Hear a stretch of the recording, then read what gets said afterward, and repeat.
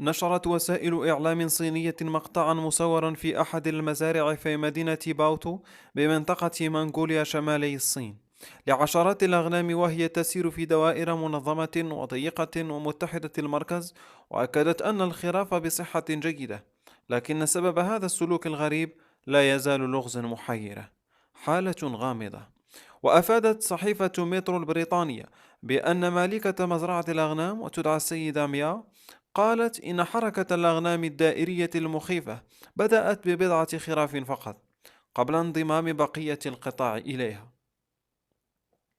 وعلى الرغم من وجود 34 حظيرة للأغنام في المزرعة ذاتها، فإن الأغنام الموجودة في الحظيرة رقم 13 فقط هي التي تتصرف.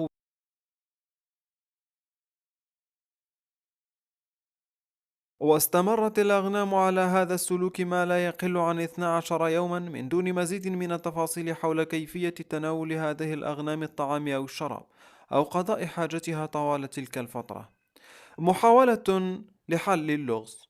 وتعددت التفسيرات لهذا المشهد غير المألوف الذي أثار حيرة المتخصصين.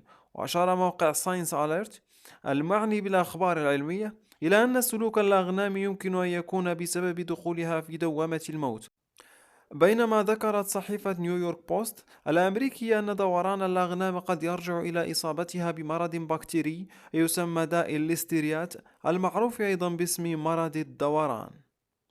ويصيب داء الليستيريات جانبا واحدا من دماغ الحيوان، مما يتسبب في الميل نحو الجانب المصاب الذي يصل أحيانا إلى الشلل.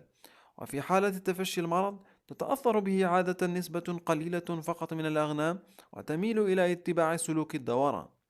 ويمكن لهذه العدوى أن تنتقل عن طريق الطعام الملوث أو التربة أو براز الحيوانات، وتتسبب في ظهور مجموعة من الأعراض مثل الاكتئاب وفقدان الشهية والحمى والشلل الجزئي والسلوك الدائري.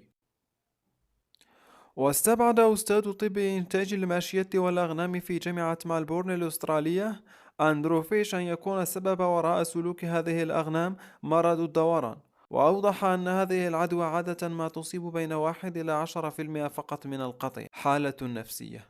ولا يعتقد الأستاذ في قسم الزراعة بجامعة هارتبوري البريطانية مات بيل أن تصرف الأغنام لغز صعب، وقال لمجلة نيويورك الأمريكية إن سلوك الأغنام يرجع إلى حبسها في الحظيرة لفترات طويلة.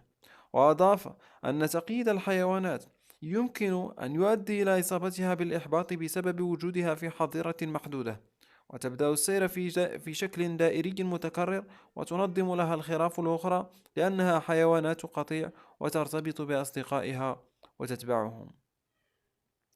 وهو عرض شائع في الحيوانات البرية المحتجزة في أماكن محدودة، ويمكن أن يؤدي إلى تكرار سلوك معين من دون هدف محدد، إذ بمجرد أن يتصرف الحيوان بهذه الطريقة ينتقل السلوك إلى بقية مثل العدوى الغربية.